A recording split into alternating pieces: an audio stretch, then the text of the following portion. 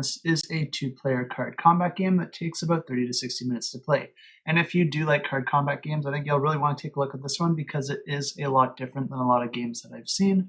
And this one has a lot of permutations with only a few decks, so it really has a lot of replayability. And the way that this game works is that there are a whole bunch of different decks that players can play with each deck representing a single elder god, as well as their followers and minions. But what players are going to do is not pick one, but pick 2 of these decks, and then you're going to be shuffling those decks together, and then you're going to be playing as the 2 gods that you've played. So there's already a whole bunch of different permutations by allowing players to decide which 2 decks they want to mix together, with each deck playing a little bit differently, and then playing even more differently depending on what you decide to mix.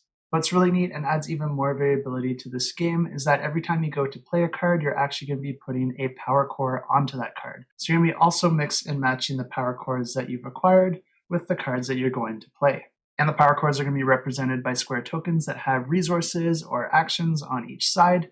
And at the start of each of your turns, you're going to be rotating that power core on each of your active cards and then activating the effects that it has on that side. So this can do things like deal damage, heal your units, put shields up, or perform special card abilities if it rotates to an icon that is required to activate an ability on that card. So there is going to be some strategy and synergy depending on the power cores that you match with each of the cards. Then the final step of your turn, you're going to be putting another card into play and then assigning a power core to it.